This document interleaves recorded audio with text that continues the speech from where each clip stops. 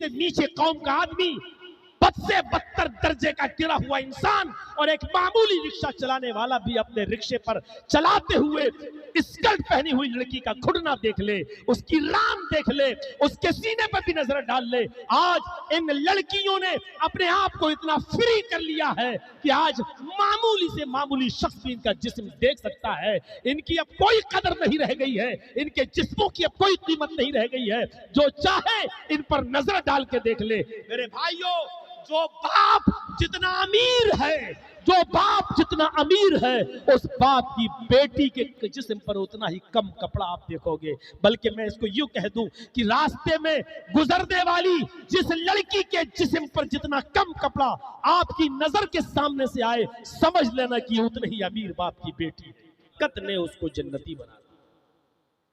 अभी अगर वो ला इलाहा इल्लल्लाह नहीं पढ़ता तो वो जहन्नम में जाता, लेकिन वो 80 साल का बूढ़ा मरने से पहले ला इलाहा इल्लल्लाह पढ़ लिया, उसके तकाजे को पूरा किया, तो वो जन्नती हो गया। और करिए, मैं कह सकता हूं कि ला इलाहा इल्लल्लाह वो जुमला है, वो कलमा है कि जिसको पढ़ने से इंसान जन्नत का मुस्तहिक हो जाता है, और ला इलाहा इल्लल्लाह न पढ़ने की बुनियाद पर इंसान जहन्नमी हो जाता है। तो ला इलाहा इल्लल्लाह इंसान को जन्नती भी बना देता है, और इसका न पढ़ना इंसान को जहन्नमी बना देता है। बहुत मामूली सा जुमला आज हमने इसको समझ रखा है, ऐसा नहीं है। तसव्वुर करिए, आपने उस यहूदी का नाम सुना होगा जिसका नाम असवद था। अल्लाह के नबी सल्लल्लाहु अलैहि वसल्लम ने जब खैबर का मुहासरा किया और यहूदियों के उस खैबर को चारों तरफ से जब घेर लिया और खैबर के बाहर आपने पड़ाव डाल लिया, खेमे लगा लिए, खैबर का एक यहूदी जो बकरियों को चराया करता था, जिसका नाम असवद था, वो अपनी बकरियां चराते चराते किसी तरीके से खैबर के बाहर आ गया। उसने देखा कि सहाबा किराम मौजूद हैं जिन्होंने हमारे खैबर का मुहासरा कर लिया है। उसने पूछा कि तुम्हारे आका कौन है, तुम्हारे सरदार कौन है। उनको बताया गया मोहम्मद रसूलुल्लाह हैं, फला फला खेमे में है। कहा मैं उनसे मुलाकात करना चाहता हूं। साहब इकराम ने कहा जाओ, वो फला खेमे में उनसे मुलाकात करना चाहते हो तो कर लो। उसके जहन में तसव्वुर था कि मोहम्मद रसूलुल्लाह तो किसी कबीले का सरदार है, उनसे मिलना इतना आसान नहीं होगा, प्रोटोकॉल होगा, सिक्योरिटी लगी हुई होगी, साहबा इतनी आसानी से मिलने नहीं देंगे। लेकिन क्या देखता है कि खेमा है और वहां कच्ची जमीन के ऊपर मोहम्मद रसूलुल्लाह सल्लल्लाहु अलैहि वसल्लम बैठे हुए हैं। ये चला जाता है, कहता है कि आप मोहम्मद रसूलुल्लाह हैं। जवाब दिया जी। कहा मुझे आपसे कुछ बात करनी है। आपने कहा अंदर आ जाओ। खैबर के उस यहूदी को आपने अंदर बुलाया।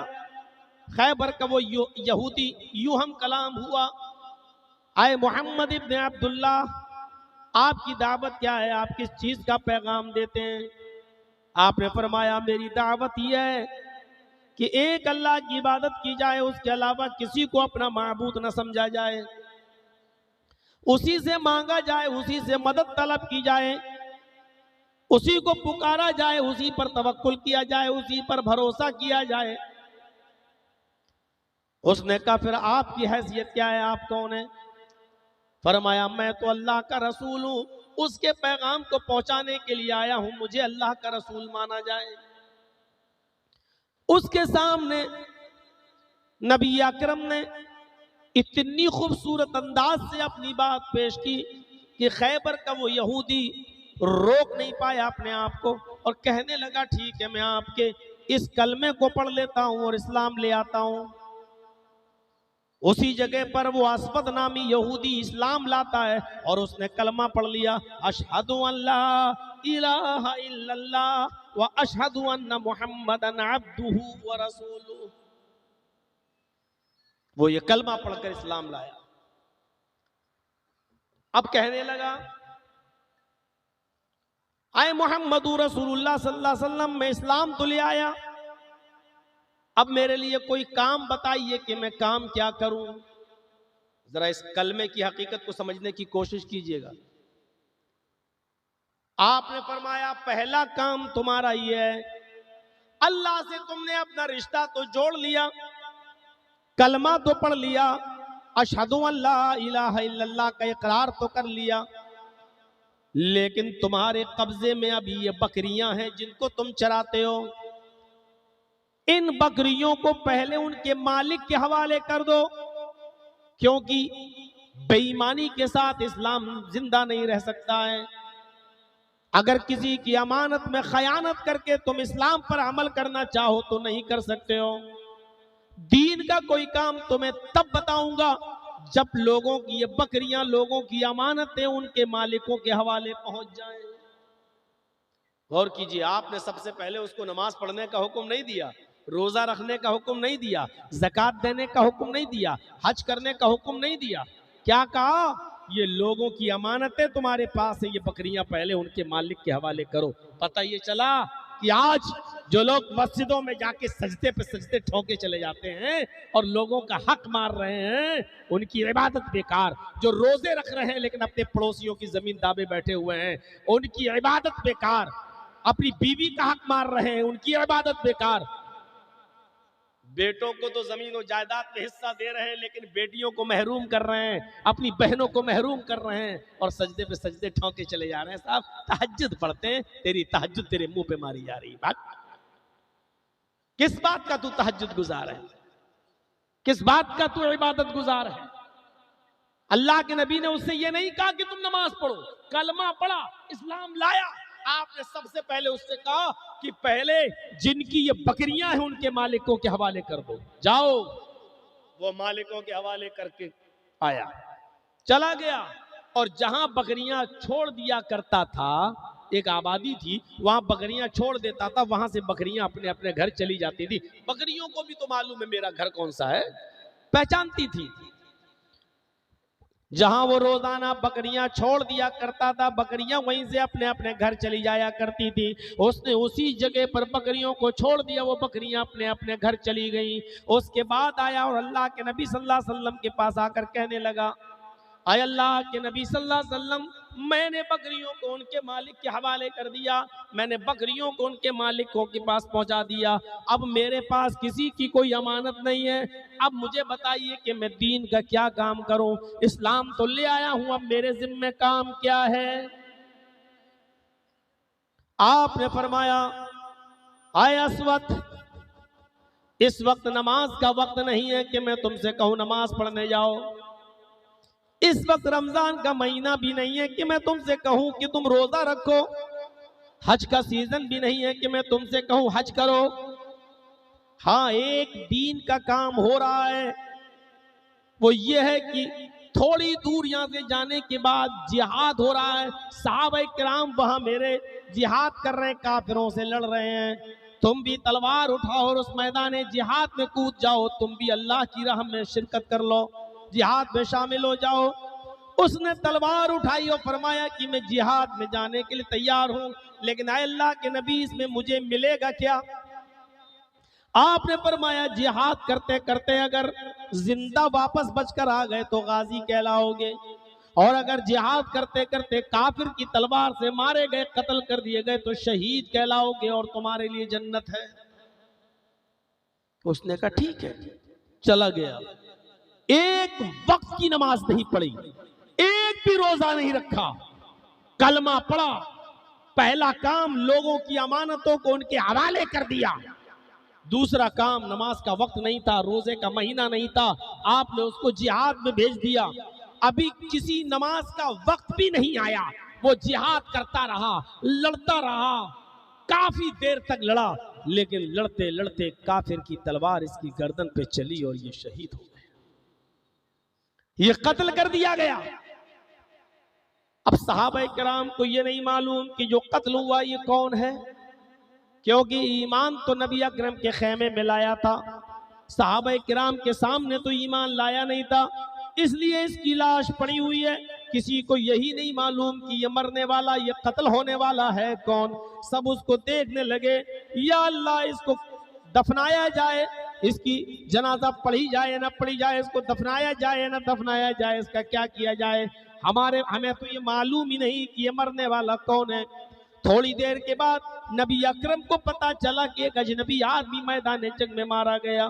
तो आप आए, आपने असवद की इस लाश को देखा, देख कर फरमाया साथियों चौंको मत, ये अभी थोड़ी देर पहले ईमान लाया, बकरियों को उनके मालिकों के हवाले किया, उसके बाद नमाज का वक्त नहीं था, रोजे का महीना नहीं था, हज का सीजन नहीं था, मैंने इसको जिहाद के लिए भेजा, अल्लाह की राह में लड़ा और इतना लड़ा कि लड़ते लड़ते शहीद हो गए। तुम्हारा ईमानी भाई है, इसको दफनाया जाएगा जैसे हम और शहीदों को दफनाते हैं, लिहाजा इसके साथ भी वही सलूक किया जाएगा। फरमाया साहबा किराम ने कि अल्लाह के नबी हम तो इसको जानते नहीं हैं। आपने फरमाया तुम नहीं जानते हो, लेकिन ये अभी कुछ ही देर पहले ईमान लाया और ये पहला वो शख्स है जिसने कलमा पढ़ने के बाद एक भी वक्त की नमाज नहीं पढ़ी, एक भी इबादत नहीं की, एक भी रोजा नहीं रखा, लेकिन फिर भी अल्लाह ने इसके ऊपर जन्नत वाजिब कर दी है, इसको जन्नत देकर रहेगा। इस आदमी के लिए जन्नत मुंतजिर है, इस आदमी को अल्लाह ने जन्नत में दाखिल कर दिया। मेरे भाइयों, बताने का मकसद ये था कि कलमा तैयबा पढ़ा उसने, ला इलाहा इल्लल्लाह, और एक भी नमाज नहीं पढ़ी, एक भी रोजा नहीं रखा। इस कलमे को पढ़ने के बाद मैदान जंग में गया, शहीद हो गया, और कहाँ गया? जन्नत के अंदर। एक भी नमाज नहीं पढ़ी। तो इस कलमे की हकीकत को समझ रहे हैं ना।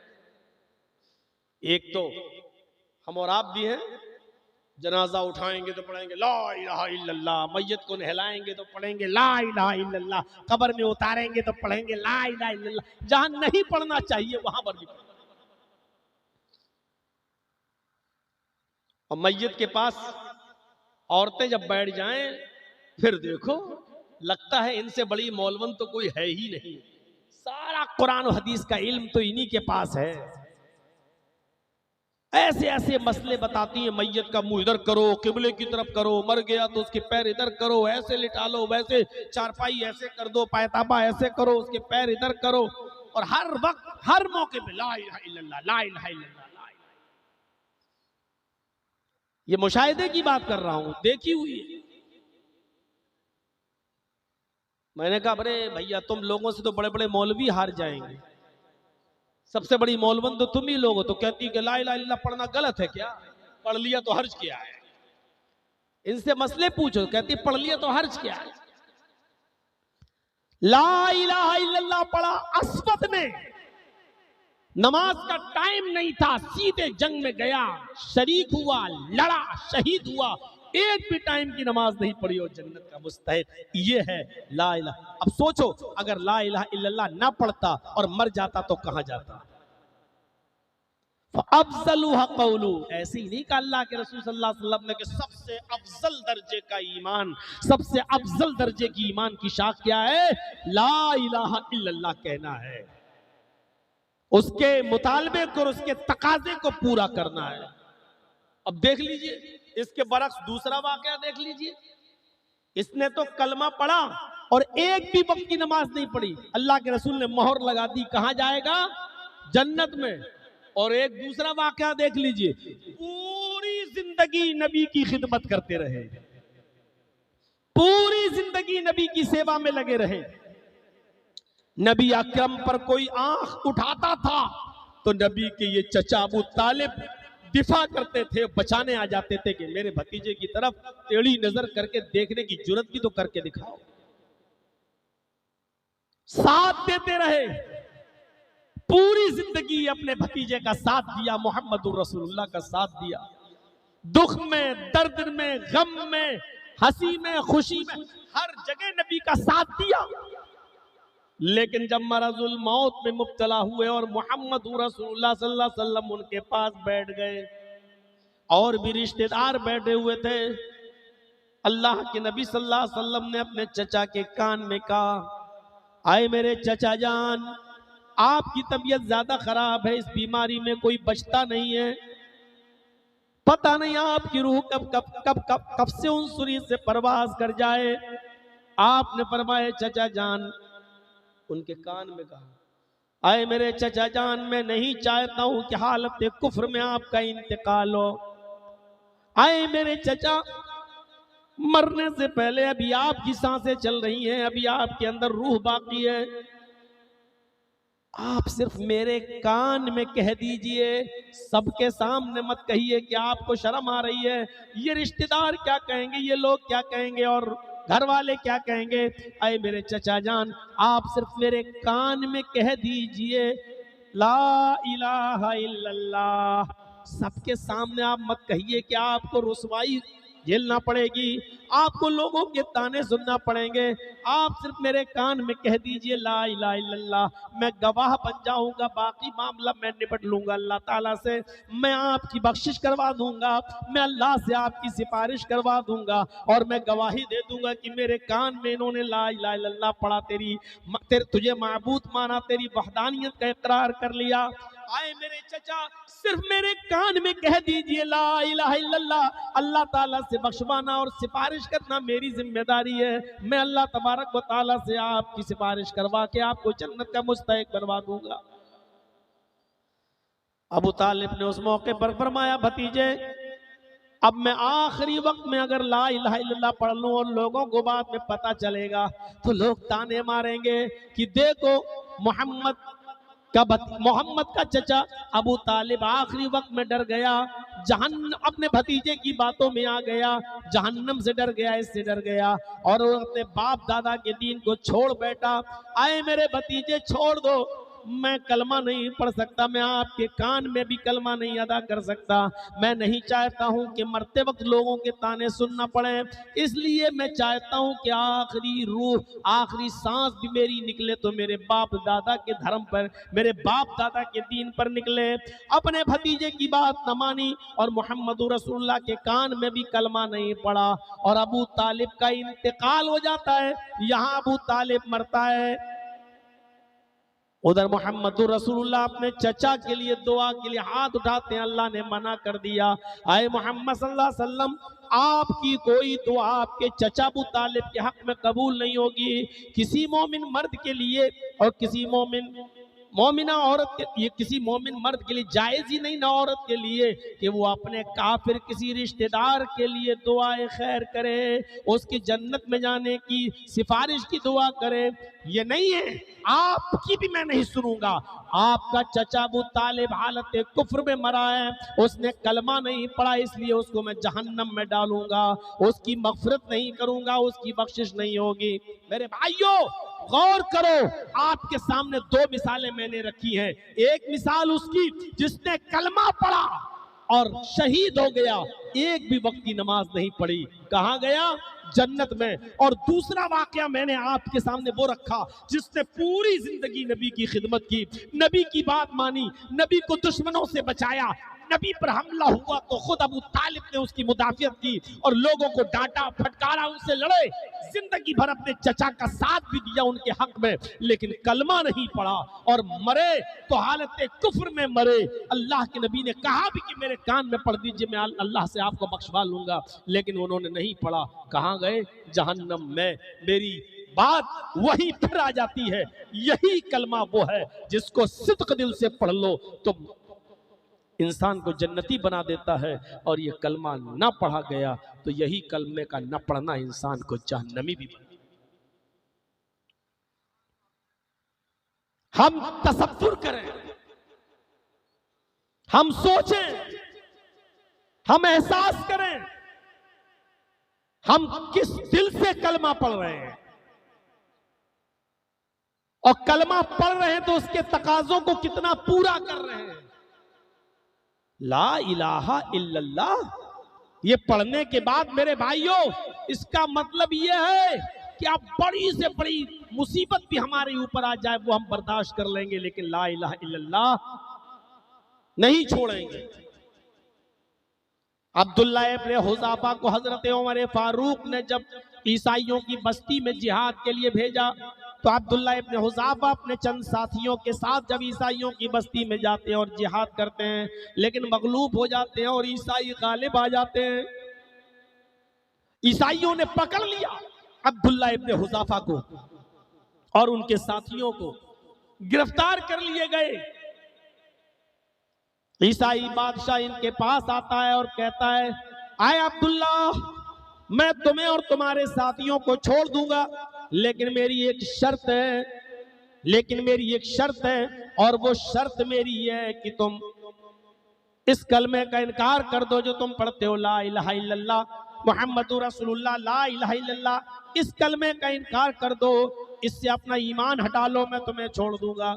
अब्दुल्ला इब्न हुज़ाफा जवाब देते हैं, न इस कलमे को मैं छोड़ूंगा, न मेरा कोई साथी छोड़ेगा। आए बादशाह, तुझे जो सजा देना हो सजा दे दे, लेकिन इस कलमे का इनकार मैं और मेरे साथी नहीं कर सकते।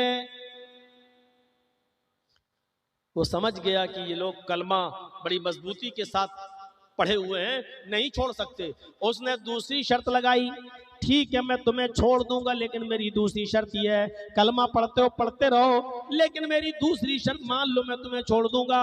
अब्दुल्ला इब्न हुज़ाफा और उनके साथियों ने कहा, दूसरी शर्त बताओ। कहा, मेरी दूसरी शर्त यह है कि तुम मुझे सजदा कर लो, तुम और तुम्हारे साथी मुझे सजदा कर लो, मैं छोड़ दूंगा। कलमा पढ़ते रहो लेकिन मुझे सजदा कर लो। अब्दुल्ला इब्न हुज़ाफा और उनके साथियों ने फरमाया, बिल्कुल नहीं, ये कलमे का तकाजा ही नहीं है कि मैं ला इलाहा इल्लल्लाह भी पढ़ूं और तुझे सजदा भी करूं। मैं तुझे सजदा नहीं कर सकता, ये शर्त भी तेरी मंजूर नहीं है।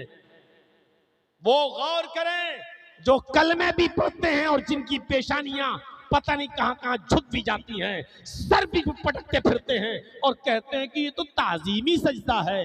हजरत अब्दुल्ला इब्न हुज़ाफा चाहते तो कह सकते थे, चलो मैं ताजीमी सजदा कर लेता हूँ, इबादत वाला नहीं।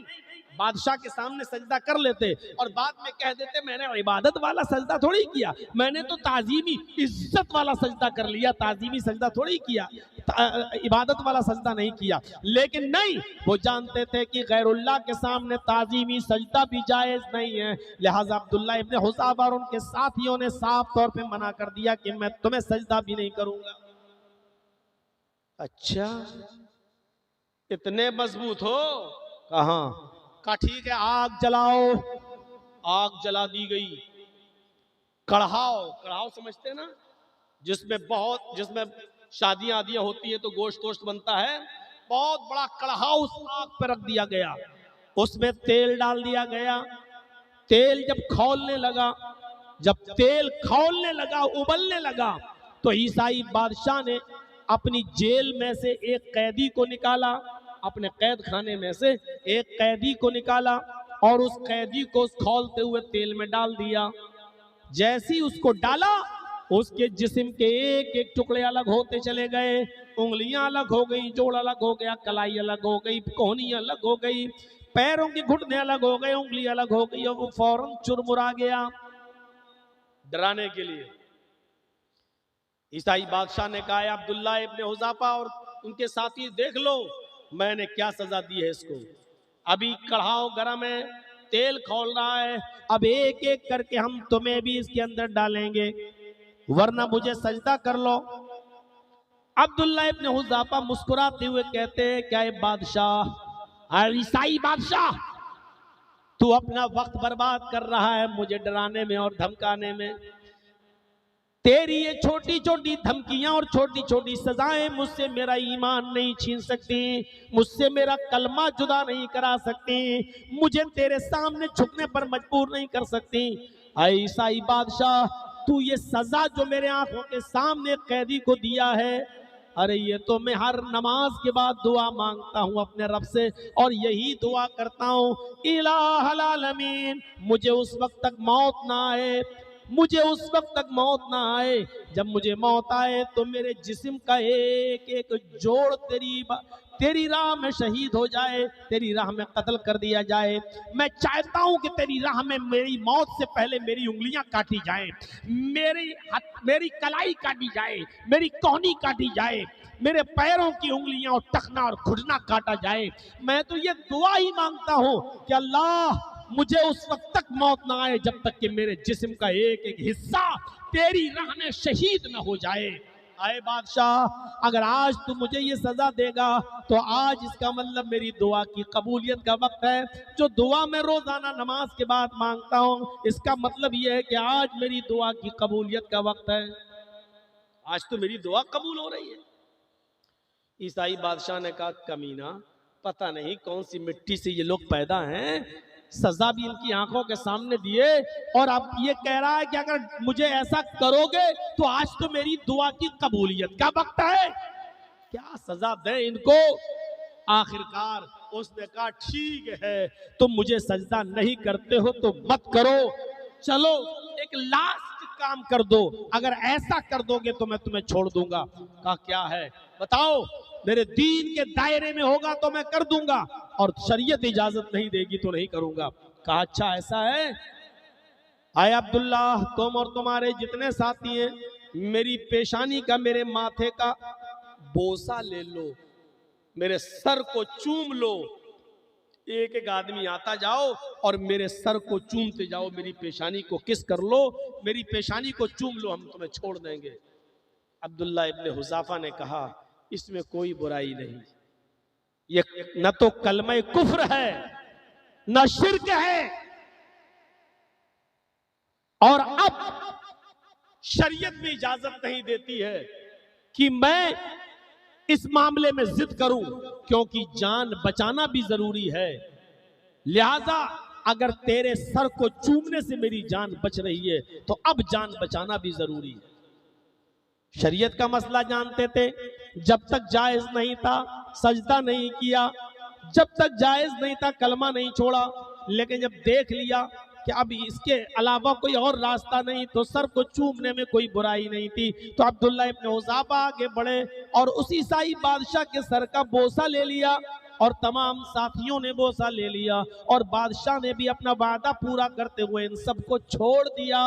ये सब लोग अब्दुल्ला इब्ने हुज़ाफा उनके साथी जब उस बस्ती से लौट कर मदीने आए, हजरत उमर फारूक को जब पता चला कि अब्दुल्ला इब्ने हुज़ाफा उनके साथी आ रहे हैं और ईसाई बादशाह ने अपने सर का बोसा देने के बाद छोड़ा है, तो जैसे ही मदीना पहुंचे हजरत उमर इस्तिकबाल के लिए अपने सहाबा के साथ गए हुए थे, इनको मदीना में दाखिल करने के लिए, उनको बॉर्डर पर लेने के लिए गए हुए थे। अब्दुल्ला इब्ने हुज़ाफा के सर का बोसा खुद हजरत उमर फारूक ने लिया और तमाम सहाबा ने अब्दुल्ला इब्ने हुज़ाफा और उनके साथियों का बोसा लिया और उसके बाद उनको मदीना में एंट्री दे दी। आओ, तुमने शरीयत के मुताबिक सही काम किया, तुमने इस्लाम नहीं छोड़ा, कलमा तर्क नहीं किया, बादशाह के सामने सजदा नहीं किया, ये काम तुमने शरीयत के मुताबिक ठीक किया।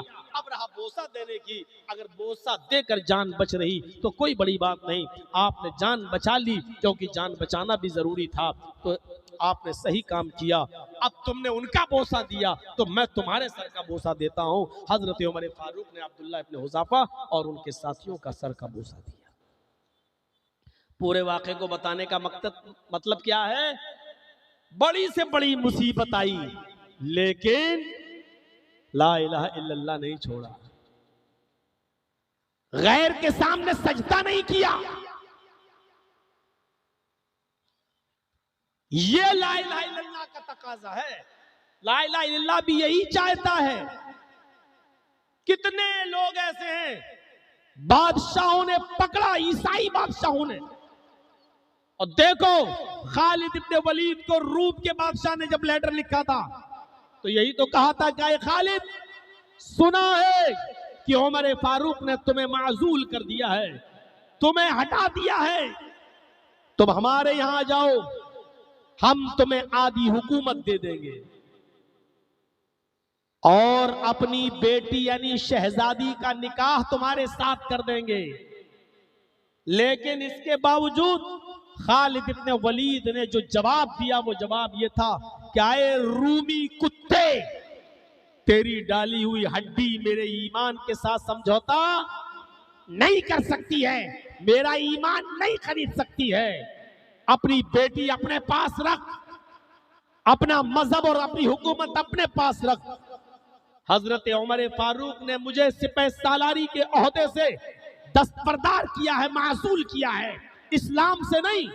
अब तक मैं सरपरस्त था, सरबराह था, लेकिन अब मैं मामूली सिपाही की हैसियत से भी मैं लड़ूंगा और उससे ज्यादा ताकत से लड़ूंगा, क्योंकि अभी तक तो मैं प्रेशर में था, अब मेरे ऊपर कोई प्रेशर नहीं है। मैं उमर के लिए जंग नहीं लड़ता हूँ, मैं उमर के रब को खुश करने के लिए जिहाद में जाता हूँ।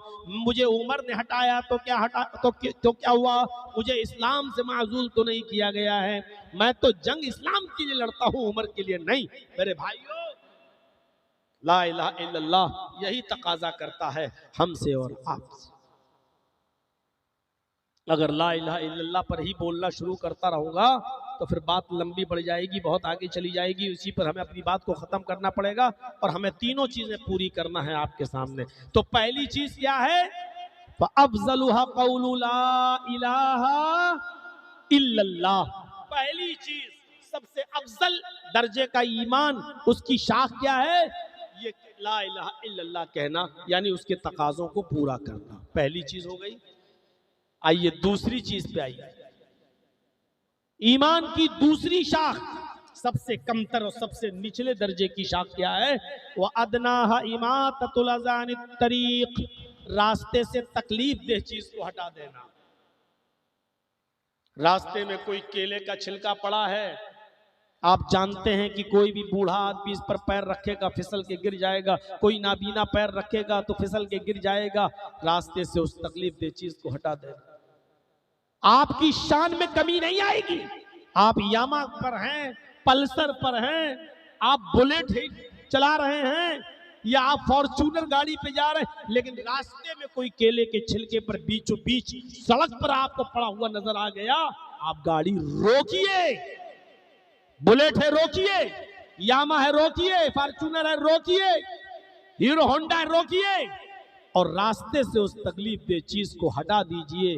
इसलिए कि उस पर कोई बूढ़ा भी फिसल सकता है, कोई बच्चा फिसल सकता है, कोई औरत पर्दे के साथ जा रही है, उसका चेहरा वगैरह छिपा हुआ है, उसका पैर रखकर फिसल सकता है, वो गिर सकती है। ये ईमान का तकाजा है और इसको ईमान का एक हिस्सा और ईमान की एक शाख करार दिया है।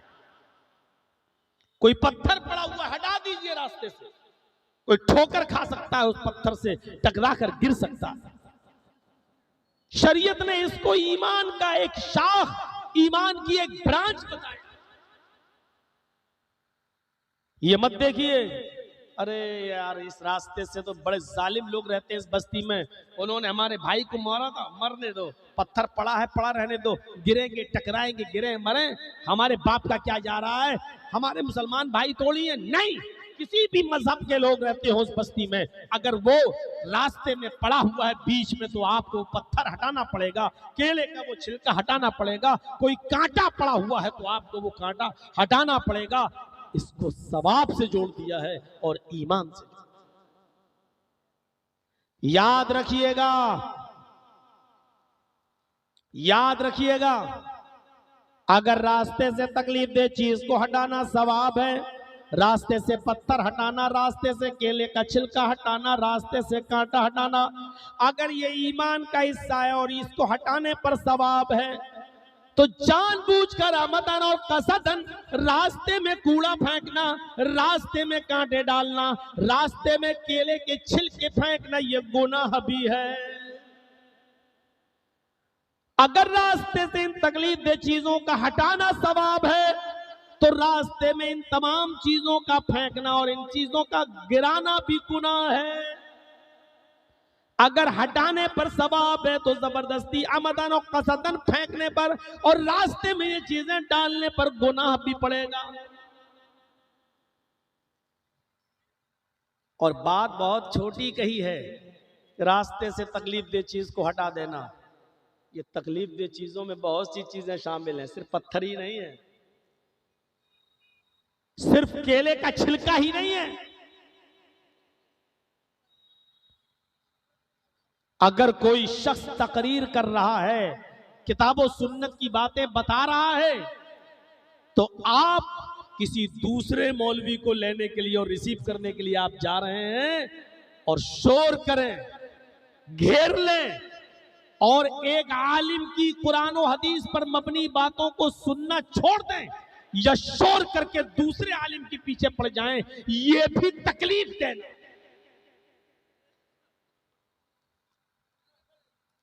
इससे भी इज्तिनाब करना चाहिए।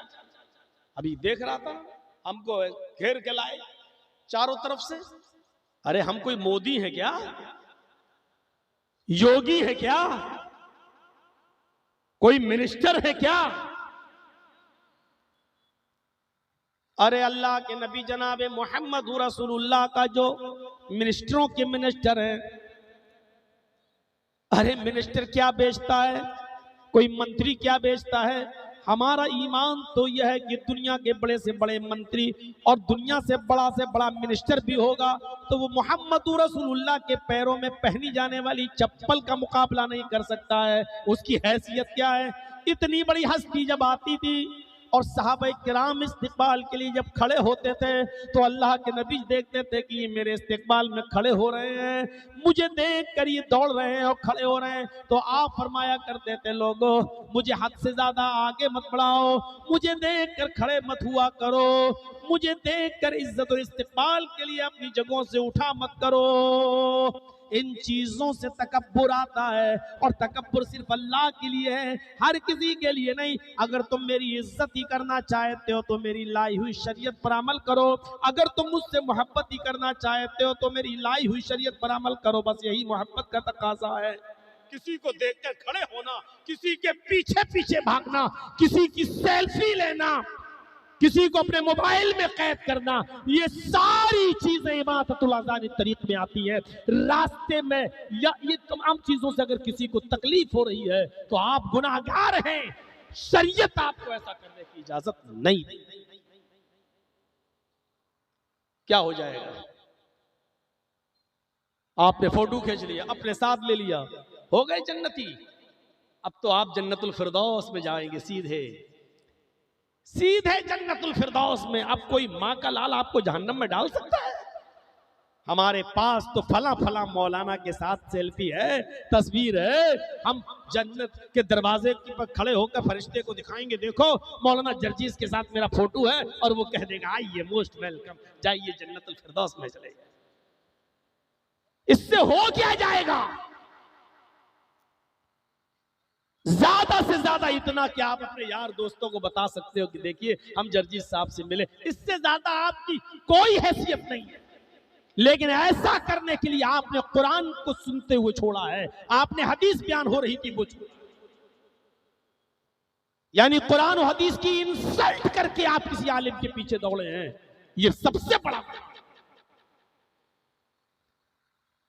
जलसा सुनने के भी आदाब होते हैं। अल्लाह के नबी सल्लल्लाहु अलैहि वसल्लम जब लेक्चर दिया करते थे, लोगों को समझाया करते थे, आप लोगों को वाज़ो नसीहत किया करते थे, रब्बे काबा की कसम सहाबा किराम इतने गौर से सुनते थे कि अगर गर्मी की वजह से पसीना टपकता था तो हाथ का पंखा जो उस जमाने में खजूर के पत्तों से बनाया जाता था, वो जमीन पर पड़े हुए हाथ के पंखे भी उठाकर अपने ऊपर नहीं चला करते थे।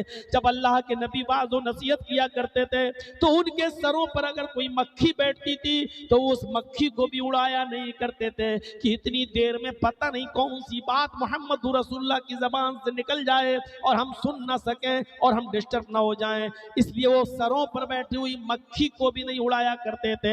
पसीना टपकता था तो टपकने देते थे, हाथ के पंखे भी उठाकर वो अपने ऊपर नहीं जला करते थे। मुसलमानों, ये तुम्हारे कलेजे और तुम्हारे दिल हैं कि किसी आलिम की जबान से कुरान और हदीस निकल रहा है और तुम जलसा छोड़कर किसी आलिम के पीछे दौड़ने लगो, उसको रिसीव करने लगो, उसको चारों तरफ से उसको अपने मोबाइल में कैद करने लगो। ये तुम्हारे कलेजे तुम्हारे दिल कितने बड़े हो गए हैं? अल्लाह के अजाब से डरते नहीं हो? कहीं जमीन न फट जाए और इस जमीन के अंदर हम धंस न जाएं। कुरान और हदीस का ऐसा मजाक हम उड़ा रहे हैं। मेरे भाइयों, हमें अल्लाह के अजाब से डरना चाहिए कि कहीं जमीन फट न जाए और इस जमीन के अंदर हम कहीं समा न जाए।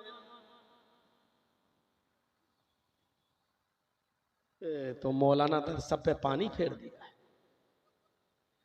अब क्या होगा? होंगे जो मौलवी कहते होंगे सेल्फी ले लो, होंगे कहने वाले जो कहते होंगे कि जायज है। मेरे भाइयों, अल्लाह के नबी सल्लल्लाहु अलैहि वसल्लम ने तो इन तस्वीरों के सिलसिले में ये फरमाया, इन्ना शद्दन्नास अज़ाबन यौमल क़ियामा अल मुसव्विरून, क़यामत के दिन सबसे सख्त अज़ाब उनको दिया जाएगा जो दुनिया में तस्वीरें बनाते होंगे। अब कुछ लोग कहते हैं ये पेंटर वाली तस्वीरें मुराद हैं। अरे उस जमाने में ये चलती नहीं थी, लेकिन जब हुक्म आम है तो उसमें इसको, आज भी बहुत बड़े बड़े सऊदिया के अंदर ऐसे उलमा और ऐसे मुफ्ती मौजूद हैं जो आज तक कैमरे पे नहीं आते हैं और आज तक मना करते हैं कि नहीं हमारी फोटो नहीं आनी चाहिए। मेरे भाइयों, वो कहते हैं कि इसमें कयामत के दिन रूह डालना पड़ेगी, जान डालना पड़ेगी। मैं जानता हूं इख्तिलाफ है, कुछ लोग कैमरे की तस्वीर को जायज भी कहते हैं, लेकिन मेरे भाइयों, शक और शुबे की बुनियाद पर अगर कैमरे और मोबाइल की तस्वीर से भी बचा जाए तो ये सबसे बेहतर चीज है। आप क्यों ऐसी चीज को इजाद कर रहे हैं? अगर तस्वीरें जायज होती तो अल्लाह तबारक व तआला ऐसा कोई ना कोई इंतजाम जरूर कर देता कि वो मोहम्मद रसूलुल्लाह के फोटो को, आपकी तस्वीर को किसी न किसी शक्ल में बाकी रखता। जैसे कुरान उस जमाने से बाकी और आज तक बाकी और कयामत की सुबह तक बाकी रहेगा, एक नुक्ता भी नहीं बदला जा सकता। ऐसी अल्लाह ताला हमारे नबी की शक्ल सूरत को भी बाकी रखता किसी न किसी शक्ल में, लेकिन उसने शक्ल सूरत को बाकी नहीं रखा। वो नहीं चाहता कि यहाँ से रियाकारी निकले, तकब्बुर निकले और लोग अल्लाह की कुर्सी पर नबियों को, मौलवियों को, उलमा को, पीरों को और वलियों को बिठाकर उनकी इबादत करने लगे। मेरे भाइयों, ये चीज गलत है, वो गलत है। जो सही नहीं है वो सही नहीं है। हमारे और आपके करने से सही नहीं हो जाएगा। जो चीज गलत है वो गलत ही रहेगी। इमाततुल अज़ान तरीक में ये चीज भी शामिल है कि आप की बेटी की शादी हो रही है, आपकी के बेटे की शादी हो रही है और घर के सामने आपने शामियाना बांध दिया। वो रास्ता है लोगों के गुजरने का, अब आपने रोक लगा दिया। अब लोग बेचारे देखते हैं कि वो शामियाना लगा है, शादी हो रही है, अब वो वहां से लौटते हैं और उनको 1 किलोमीटर दूर का सफर करना पड़ता है या 2 किलोमीटर दूर से लौट के आना पड़ता है। रास्ते में तकलीफ, लोगों को तकलीफ देने के लिए ऐसी चीजों का डालना भी तकलीफ देने के जुमरे में आता है। लिहाजा आप अपने बेटे और बेटियों की शादी में, बहनों की शादी में घर के बाहर शामियाना डालकर लोगों के रास्ते को रोकते हैं तो ये भी तकलीफ देने के जुमरे में आता है। विधायक का बेटा है, गांव के प्रधान का बेटा है, गया रास्ते में मिठाई वाले की दुकान पे, 2 किलो मिठाई देना, गाड़ी वहां सड़क पे बीचों बीच में रोक दी। अब गाड़ी, रास्ता जाम, लोग हॉर्न दे रहे हैं और वो कह रहा है रुक जा, अभी आ रहा है, मिठाई ले लेने दे, हट चुप। और इतनी देर के लिए रास्ता रुका हुआ है। रास्ते में गलत जगह पर गाड़ी को पार्क करना भी मेरे भाइयों रोज रास्ते तकलीफ देने के जिम्मे में आता है। ये चीज भी गलत है। ऐसी जगह पर गाड़ी पार्क कीजिए कि लोगों के आने जाने का रास्ता ना रुके। सोचिए, वो लोग जो जुलूस निकालते हैं, रास्ते रोक देते हैं, शरीयत में इन चीजों की क्या हैसियत है कि आप अपने जुलूस निकालें? कोई भी जुलूस हो, चाहे वो ईद मिलादुन नबी का जुलूस हो या वो कोई और जुलूस हो, किसी का भी हो, आप लोगों के रास्ते को नहीं रोक सकते हैं क्योंकि कोई इमरजेंसी है, कोई एम्बुलेंस पे बैठा हुआ है जिसके पास चंद लम्हे बाकी रह गए, उसको इमरजेंसी हॉस्पिटल के अंदर जाना है, लेकिन उस गाड़ी को भी लौट कर जाना पड़ रहा है। आधे घंटे के रास्ते को 1.5 घंटे में पूरा करता है। पता चला अस्पताल पहुंचते पहुंचते मरीज मर गया, पता चला कि उसका इंतकाल हो गया। मेरे भाइयों, ये चीज भी गलत है। आप रास्ते के अंदर जुलूस नहीं निकाल सकते हैं। इसी तरीके से रमजान के महीने में 2 बजे और 2:30 बजे खड़े हो जाओ, माइक पकड़ लो, रोजेदार भाइयों उठो, सहरी करो। इस वक्त 3 बज चुके हैं, 5 मिनट के बाद फिर 3:05 हो चुके हैं, अभी 1 घंटा बाकी रह गया है। आप लोगों को शोर कर करके नहीं उठा सकते हो, इसलिए कि सबके ऊपर रोजा नहीं है। उन बूढ़े लोगों को आप क्यों उठा रहे हो? शरीयत ने जिनको इजाजत दी है कि वो अपने बुढ़ापे की वजह से रोजा नहीं रख सकते हैं, जो इतने बूढ़े हो चुके हैं कि शरीयत ने उनके ऊपर से रोजे को माफ कर दिया है, अब वो फिदिया देकर काम चलाएंगे। बड़ी मुश्किल से डॉक्टर की दी हुई नींद की गोली खाकर उनको नींद आई थी कि आपने हेलो हेलो करके, नज़में पढ़ के, नाते पढ़ के और शोर करके उनको उठा दिया। अब वो बेचारा बूढ़ा सो ही नहीं पा रहा है। उन औरतों के ऊपर भी रोजा नहीं है जो हामिला है, जिनके पेट में बच्चा है। शरीयत ने उनको इजाजत दी है कि अगर रोजा रखने से तुम्हारे पेट के बच्चे को खतरा है, अगर मर जाने का डर है, तो तुम्हारे ऊपर से रोजे की रुख्सत है। अभी रोजा तुम छोड़ सकती हो, बाद में उसकी कज़ा कर लेना। अभी शरीयत ने उन औरतों के ऊपर से भी रोजा उठा लिया है जो अपने बच्चों को दूध पिलाती हैं। शरीयत ने कह दिया है कि अगर दूध बच्चों को पिलाती हो, अगर रोजा रखने से तुम्हारे बच्चे की सेहत पर फर्क पड़ रहा है, तो तुम रोजा छोड़ दो, बाद में पूरा कर लेना। आप हंगामा करके, नाते पढ़ के, नज़में पढ़ के उन औरतों को भी जगा रहे हो जिनके ऊपर रोजा है ही नहीं है। अल्लाह ने उनके ऊपर से रोजे की रुख्सत दी है, तो आप सबको कैसे परेशान कर सकते हो? मेरे भाइयों, जिनको रोजा रखना है वो मोबाइल में अलार्म लगा सकता है, जिसको रोजा रखना है वो किसी भी तरीके से उड़ सकता है। आपको किसने अधिकार दिया है कि रमजान के महीने में माइक पकड़ के शोर करें और हंगामा करें? मेरे भाइयों, ये तमाम की तमाम चीजें लोगों को तकलीफ देने के जिम्न में आती हैं और तकलीफ देने के जुमरे में आती हैं। लिहाजा इन तमाम चीजों से इस्लाम का कोई ताल्लुक नहीं है। समझ रहे हैं ना? ये मौलवी तो सब कुछ बंद करा के मानेगा। आप भी सोच रहे होंगे कि ये लो, हमारे यहाँ तो मस्जिदों में हम लोग तो सवाब का काम समझ के करते हैं, आधी रात में उठ जाते हैं कि सवाब मिलेगा। इस मौलवी ने सवाब की वजह गुनाहगार और बना दिया। गुनाहगार हैं आप। चाहे कितनी नज़में पढ़िए, चाहे कितनी हम्द पढ़िए, अगर आपके आवाज से किसी ऐसी शख्स की नींद डिस्टर्ब हो रही है जिसके ऊपर से रोजा नहीं है, आप उसकी तकलीफ के जिम्मेदार हैं। आप किस बुनियाद पर आप सवाब का काम समझते हैं? अल्लाह के नबी सल्लल्लाहु अलैहि वसल्लम जब तहज्जुद के लिए उठा करते थे तो इतनी खामोशी के साथ उठते थे कि हजरत आयशा सिद्दीका को भी डिस्टर्ब ना हो। चुपके से उठते थे, वुजू बनाते थे और फिर तहज्जुद की नमाज पढ़ते थे। मेरे भाइयों, हाँ, कभी कभी ऐसा भी होता था जब अम्मा आयशा के हुजरे में आप सोते थे तो हुजरे की तंग दामानी की वजह से सजदा करने में दिक्कत होती थी, तो ऐसे उनको इशारा कर देते थे। हजरत आयशा पैर समेट लेती थी, तब अल्लाह के नबी सल्लल्लाहु अलैहि वसल्लम सजदा करते थे। मेरे भाइयों, जब तहज्जुद की नमाज फर्ज नहीं है तो हम इसके लिए क्यों किसी को डिस्टर्ब करें और क्यों इस तरीके से उठाएं? चल हमारे लिए वुजू का पानी भर के ला। अपनी बीवी, अरे भाई, आपको तहज्जुद की नमाज पढ़ना है, आप उठिए, पढ़िए, वुजू बनाइए, मुसल्ला लीजिए और पढ़िए। लेकिन इसके लिए आप अपने बेटों को जगाएं, अपनी बीवी को जगाएं और उनसे काम कराएं, उनकी नींद में डिस्टर्ब करें। आपको ये अथॉरिटी नहीं दी गई, आपको ये पावर नहीं दिया गया है। जरा तसव्वुर करें आप, हैं? जब शरीयत में वो चीज किसी के ऊपर से अगर रुख्सत है तो उसका आप जबरदस्ती किसी को मुकल्लफ नहीं बना सकते हैं। ये चीज गलत है। इंसानियत आज मिट चुकी है। इंसानियत ही के लिए तो ये सारी की सारी चीजें बताई जा रही हैं। इंसानियत को नुकसान नहीं होना चाहिए। आज लखनऊ में चले जाइए, कितने हॉस्पिटल ऐसे हैं आज जो इंसानियत पर जुल्म कर रहे हैं, जबकि आखिरी सहारे की बुनियाद पर लोग वहां जाते हैं कि आप हम अल्लाह से दुआ भी कर रहे हैं और अपने बेटे का, बेटी का इलाज भी करा रहे हैं। डॉक्टरों पर भरोसा भी होता है कि चलो इससे अच्छा ट्रीटमेंट होगा, लेकिन कितने हॉस्पिटल आपको ऐसे मिलेंगे कि इंसान के मर जाने के बावजूद भी वेंटिलेटर पर लाश को रखे रहने देते हैं 3 दिन और 4 दिन तक। आदमी समझता है कि जिंदा है, जबकि वो जिंदा नहीं है। वेंटिलेटर के ऑक्सीजन से उसका पेट या उसकी सांस चलती है, हालांकि वो मर चुका है। अब 4 दिन के बाद बताया जाता है कि आपका मरीज मर गया है। अब 4 दिन का बिल 50,000 60,000 रुपए के हिसाब से जोड़कर उसको थमा दिया जाता है। ऐसे लुटेरे और ऐसे डाकू जो इंसानियत को लूट रहे हैं, शरीयत ने ऐसे ही लोगों को भी मुजरिम करार दिया है कि आप इंसानियत को नुकसान न पहुंचाएं, धोखे में मत रखें। क्यों धोखे में रखेंगे?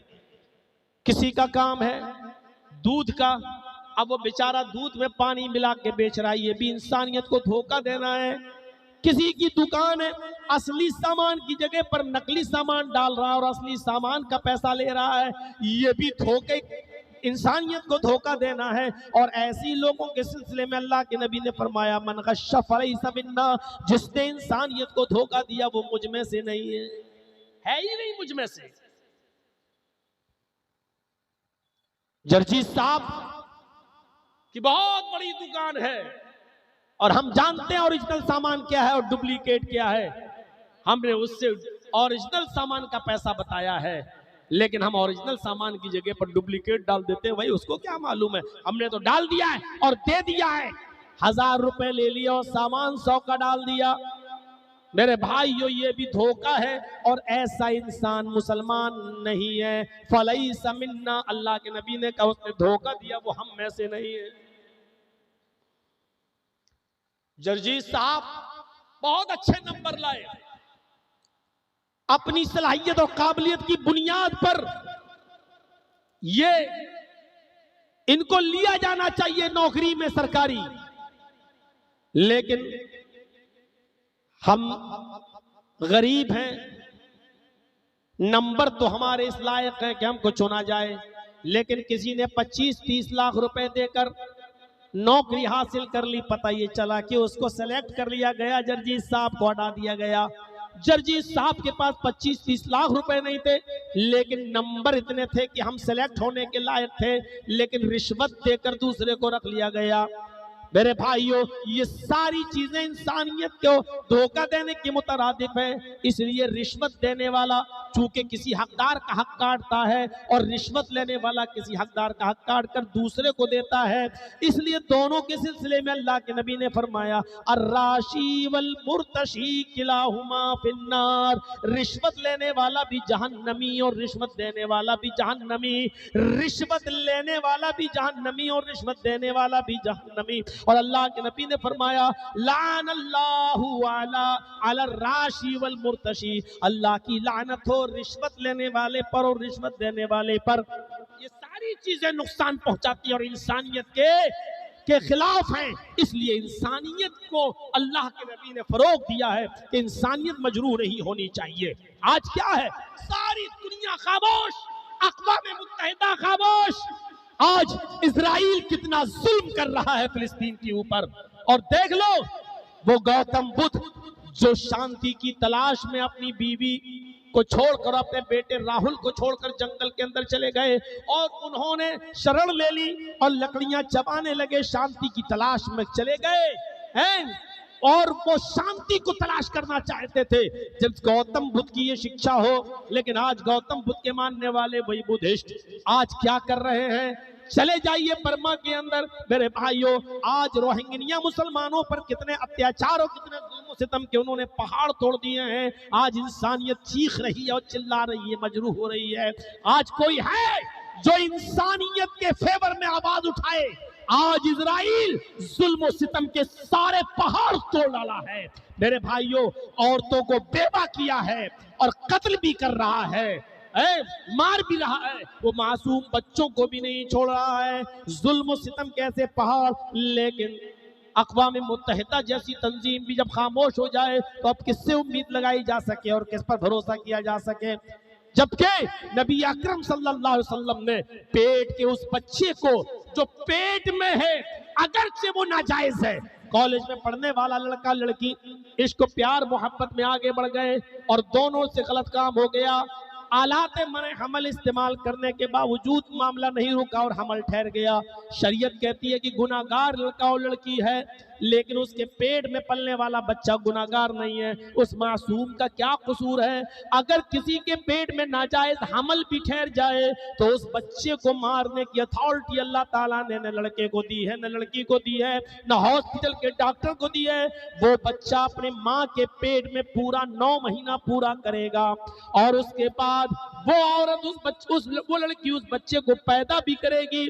अगर माँ की पिस्तान से दूध आने लगे तो वो दूध भी पिलाएगी, और दूध पिलाने के बाद जब वो रोटी खाने लगे और दूध छोड़ दे, तब जाकर शरीयत ये कहती है कि अब उस औरत को सजा दी जाएगी। इससे पहले सजा नहीं दी जाएगी, क्योंकि एक मासूम बच्चे की जिंदगी और उसकी जिंदगी के शुरू के चंद उस औरत के ऊपर मुनहसर है, लिहाजा आप ही उस औरत को सजा नहीं दी जाएगी। आदमी को तो सजा दे दी जाएगी। अगर शादीशुदा है तो उसको रज्म कर दिया जाएगा, पत्थरों से मार मार के हलाक कर दिया जाएगा। और गैर शादीशुदा अगर आदमी था तो उसको 100 कोड़े मारे जाएंगे और 1 साल के लिए शहर से निकालकर शहर बदर कर दिया जाएगा, अपने मोहल्ले और सोसाइटी से निकालकर दूसरे शहर में भेज दिया जाएगा, और 1 साल तक उसको अपनी बस्ती में आने की इजाजत नहीं दी जाएगी। लेकिन लड़की को अभी सजा नहीं दी जाएगी। अगर वो शादीशुदा है तो रज्म तो उसको भी किया जाएगा, अगर गैर शादीशुदा है तो 100 कोड़े उसको भी मारे जाएंगे। लेकिन 100 कोड़े अभी नहीं मारे जाएंगे जब तक कि बच्चा पैदा ना हो जाए। जब बच्चा पैदा हो जाए तब भी नहीं मारे जाएंगे जब तक कि वो बच्चा उस औरत का दूध ना छोड़ दे और रोटी ना खाने लगे। जब रोटी खाने लगे और दूध छोड़ दे तब उस औरत को रज्म किया जाएगा या 100 कोड़े मारे जाएंगे। मेरे भाइयों, ये इंसानियत के तहफ्फुज़ की बुनियाद कायम की थी मोहम्मद रसूलुल्लाह सल्लल्लाहु अलैहि वसल्लम ने। उस नाजायज बच्चे को भी गिराने की इजाजत नहीं दी थी। शरीयत तो ये कहती है कि एक बनी इस्राइल का एक आदमी था, वो जा रहा था, कहीं निकला हुआ था, बैनमा रजुलुन यमशी, कहीं निकल रहा था, कहीं जा रहा था। फश्तद्दा अलैहिल अतश, बुखारी की रिवायत, प्यास की वजह से बेचैन था, बहुत ज्यादा उसको प्यास लगी हुई थी, कहीं पानी तलाश कर रहा था लेकिन उसको पानी नहीं मिल रहा था। वो चलता जा रहा था, बस्ती जंगल वो निकला, प्यास की शिद्दत से मरा जा रहा था। उसकी नजर एक कुएं के ऊपर पड़ी, वो उस कुएं के अंदर उतरा। फनज़ला बीरन फशरिबा मिनहा सुम्मा खरजा फइज़ा हुवा बिकल्बिन यलहस। बुखारी की इस रिवायत पर जरा नजर डालिए, इस्लाम क्या कहता है। उसकी नजरें कुएं पर पड़ी, वो कुएं में उतरा, पानी पिया, चढ़ा, कुएं से बाहर निकला, और जैसी वो कुएं से बाहर निकला, फाइजा हुआ बिकल बिन यलस, उसकी नजर एक कुत्ते के ऊपर पड़ी जो हाँफ रहा है। एक कुत्ते को देखा, हाँफ रहा है, और उसकी जबान बाहर निकली हुई है कुत्ते की। इस आदमी ने उस कुत्ते को देखा, उसकी जबान को बाहर निकले हुए देखा। उस कुत्ते को देखा, उसकी जबान बाहर निकली है। इतना ही नहीं, बुखारी के अल्फाज पर गौर कीजिए, या अकुलु सरा मिनल आतश, वो कुत्ता किसी गीली जमीन को देखता, गीली जमीन को, तो उसी गीली जमीन के पास बैठ जाता और अपनी जबान से उस गीली जबान को चाटने लगता, मिट्टी को खाता ताकि इस गीली मिट्टी से कुछ पानी निकल जाए जो हमारे हलक में चला जाए। प्यास की शिद्दत का यह आलम था उस कुत्ते का। इस आदमी ने उस कुत्ते को देखा, फकाल, तो कहने लगा, लक़द बलग़ हाज़ा मिस्लुल लज़ी बलग़ बी, इस कुत्ते को भी वैसी प्यास लगी है जैसे मुझे लगी थी, ये कुत्ता भी वैसा ही प्यासा है जैसे मैं था, इस कुत्ते को भी वही चीज पहुंची है जो मुझे पहुंची थी। वो फिर उतरा, उसने अपना मोजा उतारा, चमड़े का मोजा था वो, उसने अपना मोजा उतारा चमड़े का, और चमड़े के मोजे को पानी से भर लिया। फमला खुफ़हू, उसने अपने चमड़े के मोजे को कुएं के पानी से भर लिया। अब कुएं से उतर तो गया, कुएं में पानी भर तो लिया, लेकिन चढ़े कैसे? एक हाथ में मोजा है पानी से भरा हुआ, एक हाथ से चढ़ नहीं सकता, एक हाथ से कुएं को कैसे पार करे? नीचे पहुंचा हुआ है। बुखारी शरीफ की हदीस के अल्फाज, सुम्मा अमसकहू बिफीही, उसने चमड़े के मोजे को जो पानी से भरा हुआ था अपने मुंह में लिया और दबाया दांतों से, ऐसे जैसे ये है ना, ऐसे दबा लिया। चमड़े के मोजे को जो पानी से भरा हुआ था उसने अपने मुंह में लेकर दबा लिया दांतों से। सुम्मा रक़िया फसक़ल कल्ब, फिर वो कुएं के ऊपर चढ़ गया, दोनों हाथों से कुएं को पार कर दिया और बाहर आने के बाद उसने कुत्ते को पानी पिला दिया। बनी इस्राइल का शख्स था, कुत्ते पर थोड़ा सा रहम कर गया, कुएं में उतर के मोजे को पानी से भर के चढ़कर पानी पिला दिया। फशकर अल्लाहु फगफर लहू, अल्लाह रब्बुल आलमीन को इस आदमी की याद आई, इतनी पसंद आई, इतनी पसंद आई, इतनी पसंद आई कि कुत्ते को पानी पिलाने की वजह से अल्लाह ने इस आदमी को माफ कर दिया और उसकी मग़फ़िरत फरमा दी, उसकी बख्शिश कर दी।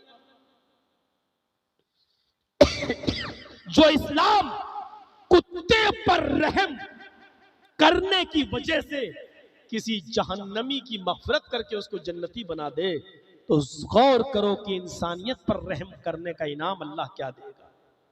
ऐसा ही वाक़ा एक फाहिशा और बदचलन औरत का भी है, जिसने अपनी ओढ़नी कुएं में डाल के प्यासे कुत्ते को पानी पिला दिया था और कुत्ते की प्यास बुझ गई थी और कुत्ता चला गया था।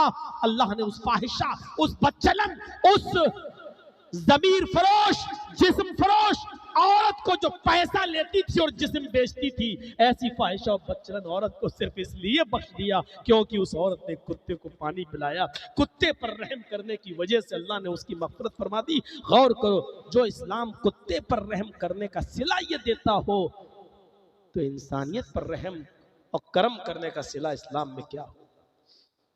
है कोई मीडिया वाला जो छापे, है कोई पालतू हड्डियों पे पलने वाले वो कुत्ते जो लिखे और छापे अपने मीडिया पर दिखाएं, सोशल मीडिया नहीं, अपने उस मीडिया पे छापे। अगर किसी की डाली हुई हड्डियों के खाने की नमक हरामी का पला हुआ जिस्म उनके पास न हो तो छापो। ये इस्लाम है इंसानियत का वो अलमबरदार, जो प्यासे कुत्ते पर रहम करने वाले एक तबाही और एक बदचलन औरत को जन्नत की खुशखबरी सुनाता है। इंसानियत के साथ रहम करने का इनाम क्या देता होगा, नहीं लिखोगे तुम, क्योंकि तुम्हें तो हिंदू मुस्लिम इसी का तुम्हें पैसा मिलता है। और कोई चौकीदार है जो तुम्हारे सामने सड़ी हुई हड्डियां डालता है और उन्हीं हड्डियों को खा खा कर तुम्हारा जिस्म हराम का हो चुका है, तुम हराम खोर हो चुके हो, इसलिए सच्चाई से पर्दा उठा रहे हो और हकीकत तुम नहीं लिख सकते हो। मुझे मालूम है न तलवार तुमसे चलेगी न उठेगा खंजर, ये बाजू हमारे आजमाए हुए, नहीं लिख सकते हो। बल्कि हमारी इसी तकरीर को काट कर दिखाया जाएगा, मौलवी जर्जीस ने दिया भड़काऊ बयान। यही कुत्तों की पहचान होती है। इतना हिस्सा काट दिया जाएगा, मौलवी जर्जीस ने दिया भड़काऊ बयान, ये दिखाया जाएगा। तो मेरे भाइयों, दूसरी चीज भी हो गई इमाततुल अज़ान तरीक, रास्ते से तकलीफ दे चीज को हटा देना। ये ईमान का एक शाख है, ईमान की अदना और निचली दर्जे की शाख। बीच वाली शाख लास्ट में जो अल्लाह के नबी ने बताया है, उस पर भी जरा गौर कर लें। वल हयाउ शुअबतुम मिनल ईमान, हया भी ईमान का एक शोबा है। हाय अभी ईमान की एक ब्रांच है हया। हया के ताल्लुक से इतना बता दिया जाए, बस इतना कि अल्लाह के नबी सल्लल्लाहु अलैहि वसल्लम ने फरमाया, इज़ा लम तस्तही फफअल मा शिता, अगर तेरे अंदर शर्मो हया नहीं, इज़ा लम तस्तही, अगर तेरे अंदर हया नहीं है, अगर हया तेरे अंदर से निकाल ली जाए, अगर शर्मो हया तेरे अंदर से छीन ली जाए, फफअल मा शिता, तो जो तेरा दिल चाहे वो करे, जो तेरे दिल में आए वो करे। मतलब जब शर्मो हया ही नहीं रही तो फिर जो मर्जी आएगी वो करोगे, जो दिल में आएगा वो करोगे। अभी मौलाना जर्जीस के दिल से शर्मो हया निकाल दी जाए तो यही कपड़े उतार के फाड़ के फेंक देंगे और नंगे हो जाएंगे। क्यों? शर्मो हया नहीं रही तो जो दिल चाहेगा। शर्मो हया नहीं तो जो मन में आएगा वो करे। कल तक हमारी माँ, हमारी बहन और हमारी बेटियों के खूबसूरत चेहरों को आसमान की निगाहों ने भी नहीं देखा था, लेकिन आज शर्म हया उनके अंदर से निकाल ली गई। इसलिए जो चाहे इनका घुटना देख ले, जो चाहे इनके बाजू देख ले, जो चाहे इनका मेकअप देख ले, जो चाहे इनके बाल देख ले, जो चाहे वो इनके चलने और इनके घूमने और इनके फिरने की स्टाइल को देख ले। क्यों? क्योंकि शर्म हया जब निकाल ली जाती है तो जो मन में आए वो करो।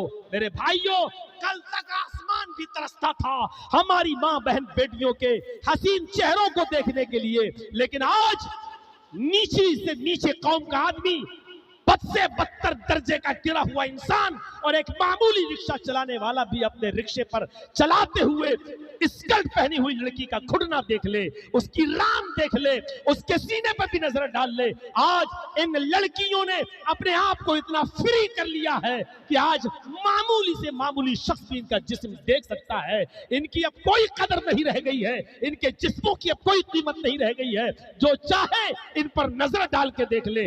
मेरे भाइयों, जो बाप जितना अमीर है, जो बाप जितना अमीर है, उस बाप की बेटी के जिस्म पर उतना ही कम कपड़ा आप देखोगे। बल्कि मैं इसको यूं कह दूं कि रास्ते में गुजरने वाली जिस लड़की के जिस्म पर जितना कम कपड़ा आपकी नजर के सामने से आए, समझ लेना कि उतने ही अमीर बाप की बेटी। शर्मो हया निकल गई तो सब कुछ खत्म। मेरी माँ और बहनों, शर्म हया सिर्फ मर्दों ही के लिए नहीं है, शर्म हया का ताल्लुक तो मर्दों से भी है, सिर्फ औरतों ही के लिए नहीं है। अल्लाह के नबी सल्लल्लाहु अलैहि वसल्लम अपने घर में लेटे हुए थे, आपकी लुंगी घुटने से नीचे थी लेकिन बीच से खुली हुई थी, सतर तो ढका था लेकिन लुंगी खुली हुई थी। अम्मा आयशा बैठी हुई थी। थोड़ी देर के बाद अबू बकर सिद्दीक आए, सलाम किया और घर में अंदर आने की इजाजत मांगी, इजाजत मिल गई। अल्लाह के नबी के पास बैठे रहे, अल्लाह के नबी नहीं उठे और आप लेट कर अबू बकर से बातें करते रहे। थोड़ी देर के बाद उमर फारूक आए, उन्होंने सलाम किया और अंदर आने की इजाजत मांगी। आपने उमर फारूक को भी इजाजत दे दी। मुस्लिम शरीफ पढ़िए, किताब फज़ाइल सहाबा देखिए, अल्लाह के नबी लेटे रहे और आपने उमर फारूक से भी गुफ्तगू की। फिर थोड़ी देर के बाद उस्मान गनी आए, सलाम किया, आपने पूछा कौन, जवाब दिया उस्मान, क्या मैं अंदर आ सकता हूं? आपने कहा रुक जाओ। उस्मान से कहा आपने रुक जाओ, अबू बकर से कहा जाओ, उमर से कहा जाओ, लेकिन उस्मान ने जब सलाम किया तो आपने जवाब दिया। फिर पूछा कौन, जवाब दिया उस्मान। आप, क्या मैं अंदर आ जाऊं? आपने कहा रुक जाओ। उसके बाद अल्लाह के नबी सल्लल्लाहु अलैहि वसल्लम ने अपनी लुंगी नीचे की, आपने अपना पैर समेटा, उठ के बैठ गए और आपने कपड़ा बिल्कुल सही तरीके से अब सही कर लिया। उसके बाद कहा उस्मान आ जाओ। फिर उस्मान गनी आए। जब तक उस्मान नबी अकरम के पास रहे, आप बैठकर और कपड़े को सही किए हालत में आपने उनसे गुफ्तगू की। और जब ये तीनों लोग चले गए तो हजरत आयशा ने पूछा, अय अल्लाह के नबी, मेरे अब्बू आए, आप लेटे रहे, आपने कपड़ा सही नहीं किया। उमर आए, आप लेटे रहे और आपने कपड़ा सही नहीं किया। उस्मान आए, आपने उनको दरवाजे के बाहर खड़ा कर दिया, आप सिमट गए, आपने कपड़ा दुरुस्त फरमाया और बैठ गए। उसके बाद आपने उस्मान को अंदर आने की इजाजत मांग दी। और जब उस्मान भी आए, आखिर वजह क्या है? मेरे अब्बू से आपने लेटे लेटे बात की, उमर से लेटे लेटे बात की, और उस्मान आए तो आपने अपना कुर्ता भी नीचे किया, लुंगी भी नीचे की, आप सिमट गए और आप उठ के बैठ गए और आपने अपना कपड़ा भी संभाला। फरमाया, आयशा तुम्हें नहीं मालूम उस्मान कौन सी हस्ती है, तुम्हें नहीं मालूम उस्मान की शख्सियत क्या है। अरे उस्मान जब घर से निकलता है तो उस्मान को देखकर आसमान के फरिश्ते भी हया करते हैं, उस्मान को देखकर आसमान के फरिश्ते भी शर्मा जाते हैं, उस्मान से आसमान के फरिश्ते भी हया करते हैं। तो फिर मैं उस्मान से हया क्यों ना करूं? मेरे भाइयों, हया का ताल्लुक सिर्फ औरतों ही को नहीं है, मर्दों को भी है। अपना कपड़ा सही रखें, अपने सतर को छिपाए रखें, अंडरवियर ना पहने, लंगोट पहन के ना घूमे, बल्कि नाप से लेकर घुटने तक का सतर ये मर्द का, मर्द से भी छिपना चाहिए, और नाप से लेकर घुटने तक का सतर ये औरत का, औरत से भी छिपना चाहिए। अल्लाह के नबी सल्लल्लाहु अलैहि वसल्लम ने फरमाया, आयशा उस्मान वो शख्सियत है कि जिसको देखकर आसमान के फरिश्ते भी हया करते हैं। तो फिर मैं क्यों नहीं करूं? हया का ताल्लुक मर्दों से है। जब मर्दों को हया है तो फिर औरतों को हया क्यों नहीं होनी चाहिए? उठते बैठते लेटते सोते चलते जागते खाते पीते बोलने में आवाज में हर तरीके से औरतों की शर्म हया काफी अहमियत रखती है। उनको तो और ज्यादा शर्माना चाहिए और ज्यादा हया करना चाहिए। एक मसला याद रखना, ये औरतों की हया ही के ताल्लुक से बात कह रहा हूं मैं, गौर से सुनना। औरत को मस्जिद में नमाज पढ़ने आने की इजाजत है। अल्लाह के नबी सल्लल्लाहु अलैहि वसल्लम ने फरमाया ला तमनऊ इमा अल्लाह युसल्लीना फिल मस्जिद, अगर कोई औरत मस्जिद में नमाज पढ़ने के लिए आना चाहे तो तुम मत रोको, आ रही है तो आने दो, इजाजत है। औरत जब चाहे मस्जिद में नमाज पढ़ने आ सकती है, कोई रोके नहीं, ना शौहर ना बाप, इजाजत है। लेकिन इसके बावजूद अल्लाह के नबी सल्लल्लाहु अलैहि वसल्लम ने क्या फरमाया, मेरी माँ बहनों सुनो सुनो, अभी जलसे में सुन रही हो ना, कल शादी में चली जाओगी साड़ी पहनकर, ऊंची एड़ी की चप्पल पहन के टिक टिक टिक टिक टिक टिक करते हुए, और जाओगी किस तरीके से, इधर तुम्हारी चप्पल की एड़ियां बोलेंगी टक टक टक टक, उधर नौजवानों के दिल धड़केंगे धक धक धक धक। क्या हालत होगी, तुम्हारी शादियों में किस तरीके से एंट्री होती है, और तुम्हारे ड्रेस क्या। सुनिए मोहम्मद रसूलुल्लाह ने क्या फरमाया, औरत को मस्जिद में आने की इजाजत है, ठीक है, लेकिन इसके बावजूद आप फरमा रहे हैं कि औरतों का अपने घर में नमाज पढ़ना मस्जिद में नमाज पढ़ने से ज्यादा अफजल है। देख रहे हैं आप, उस जमाने में अल्लाह के नबी फरमा रहे हैं जिस जमाने में फितने का डर ही नहीं है, खुद मोहम्मद रसूलुल्लाह उस जमाने में नमाज पढ़ा रहे हैं, लेकिन उस जमाने में कह रहे हैं कि औरतों तुम्हारा घर में नमाज पढ़ना मस्जिद में नमाज पढ़ने से अफजल है। जब फितने का जमाना नहीं तब बता रहे हैं अफजल है। खुद इमाम बने हैं मोहम्मद रसूलुल्लाह, और कौन नहीं चाहता कि रसूलुल्लाह के पीछे नमाज पढ़े, कौन नहीं चाहता। अभी दिल्ली में जो ऑल इंडिया अहले हदीस कॉन्फ्रेंस हुई, औरतों के लिए इंतजाम नहीं था, लेडीज के लिए इंतजाम नहीं था, लेकिन औरतों ने सुना कि सऊदीया के मस्जिद नबी के इमाम आ रहे हैं, तो उनके पीछे नमाज पढ़ने के चक्कर में वो चली आई, उनके लिए अलग से इंतजाम करना पड़ा। जब सऊदीया के इमाम के पीछे नमाज पढ़ने के लिए इंतजाम न होने के बावजूद औरतें आ जाती है, तो बताओ नबी के पीछे नमाज पढ़ने के लिए कौन नहीं चाहेगा कि मोहम्मद रसूलुल्लाह सल्लल्लाहु अलैहि वसल्लम के पीछे हम नमाज ना पढ़ें। लेकिन इसके बावजूद आप कह रहे हैं इमाम में और मेरे पीछे नमाज पढ़ना भी अफजल है, और फितने का जमाना नहीं, लेकिन इसके बावजूद आपने फरमाया कि और तो तुम्हारा अपने घरों में नमाज पढ़ना ज्यादा अफजल है। क्यों? इसलिए कि तुम मर्दों से जितना दूर रहोगी उतनी ज्यादा तुम्हारे अंदर हया रहेगी, उतनी तुम्हारे अंदर शर्म बाकी रहेगी। और घर में भी नहीं, पूरे घर में जहां चाहो पढ़ लो नहीं। अबू दाऊद की एक मुफस्सल रिवायत में फरमाया घर में भी नमाज जहां चाहो वहां नहीं, घर में अपने सहन में नमाज पढ़ना, मस्जिद से बेहतर अपने घर में नमाज पढ़ो, और घर से बेहतर है कि अपने सहन में नमाज पढ़ो, और सहन से भी ज्यादा अफजल है कि अपने घर के बरामदे में नमाज पढ़ो, और बरामदे से भी ज्यादा अफजल है कि तुम अपने घर में जिस कमरे में तुम सोती हो दरवाजा बंद कर लेती हो सोते वक्त, उस रूम में उस बंद कमरे में तुम नमाज पढ़ो। यानी घर में भी तो कभी खाला का लड़का, कभी चचा का लड़का, कभी फूफा का लड़का, ये सब आना जाना लगा ही रहता है। इसलिए फरमाया कि तुम जितने अंदर और जितना छिपकर और जितना तन्हाई में तुम नमाज पढ़ोगी उतना ही तुम्हारा बेहतर है नमाज पढ़ना। अंदाजा लगाओ, ये औरतों की शर्म हया का तकाजा है, शरीयत ने बयान कर दिया। उस जमाने में जिस जमाने का इमाम खुद मोहम्मद रसूलुल्लाह हो, और जो जमाना फितने का जमाना ना हो, और जिस जमाने की इमामत अल्लाह के रसूल कर रहे हो, उस जमाने में भी फरमाया जा रहा है कि औरतों तुम्हारा घर में नमाज पढ़ना ज्यादा बेहतर है मस्जिद से।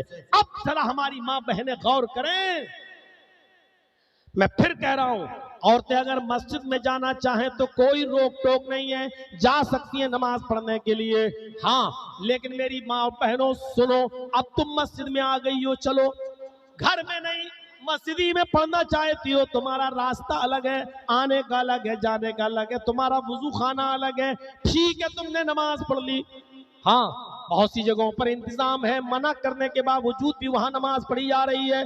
दिल्ली की जामा मस्जिद में देख लो, मेरे भाई, जो लोग औरतों को मस्जिद में नमाज पढ़ने से मना करते हैं लेकिन अपनी मस्जिद में नहीं रोक पा रहे हैं, वहां भी औरतें मस्जिद में नमाज पढ़ने आती हैं, आ रही हैं, ठीक है, अब आ ही गई है औरतें मस्जिद में नमाज पढ़ने के लिए, तो सुन लो मेरी बहनों, अल्लाह के नबी सल्लल्लाहु अलैहि वसल्लम ने क्या फरमाया है, मर्दों के लिए हुक्म दिया है, मर्दों के लिए हुक्म दिया है कि खैरु सुफूफिर रिजाली अव्वलुहा व शर्रुहा आखिरुहा, मर्दों की सबसे बेहतरीन सफ अगली सफ है, मर्दों की सबसे अफजल सफ अगली सफ है।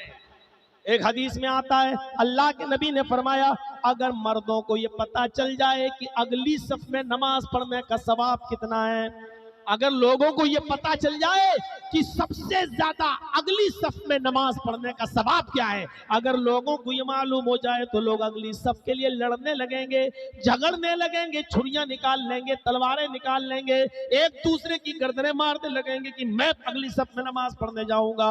एक हदीस में आता है कि कुरानदाजी की नौबत आ जाएगी, वो कहेगा मैं नहीं, चलो पर्चियां फेंक लो, फिर कुरानदाजी होगी, पर्चियां डाली जाएंगी, जिसका नाम आएगा वो आगे जाएगा।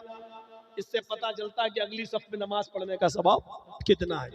लेकिन अल्लाह के नबी फरमाते हैं, अगली सफ में नमाज पढ़ने का सवाब इतना ज्यादा है, लेकिन ये मर्दों के लिए है, ये मर्दों के लिए है। खैरु सुफूफिन निसाई आखिरुहा व शर्रुहा वलुहा, लेकिन औरतों के लिए सबसे अफजल और सबसे बेहतर सफ वो है जो सबसे पिछली सफ है, सबसे पीछे वाली सफ है, और औरतों की सबसे बुरी सफ वो है जो सबसे आगे वाली सफ है। क्योंकि औरतें सफ में जितना आगे रहेंगी मर्द से उतना करीब रहेगी, और औरत सबसे ज्यादा पीछे जिस सफ में रहेगी वो मर्दों से उतना ज्यादा दूर रहेगी।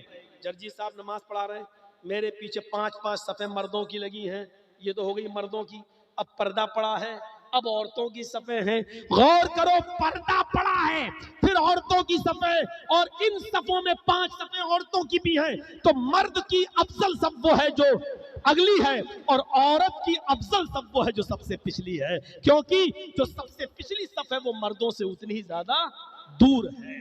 तो जो औरत मर्द से जितना ज्यादा दूर रहेगी वो उतना ही ज्यादा बाशरम और बाहया कहलाएगी, जो औरत मर्द से जितना ज्यादा करीब रहेगी वो इतनी ही बड़ी बेशरम और उतनी ही बड़ी बेहया कहलाएगी। शरीयत ने ये मुतय्यन कर दिया है। अब कहिए, शादियों में करोगे बफे सिस्टम, खड़े होके खिलाने वाला सिस्टम, मर्द औरतें दोनों एक ही जगह पर खा रहे हैं खड़े होकर, इसका नाम है बफे सिस्टम। अरे जिसका नाम होना चाहिए था सुअर सिस्टम, गधा सिस्टम है, कुत्ता सिस्टम, उसका नाम रखा बफे सिस्टम। और खाने वालों को भी शर्म हया नहीं आती, खड़े होके खा रहे हैं और कह रहे बफे सिस्टम। अबे काय का बफे सिस्टम, ये तो सुअर सिस्टम है।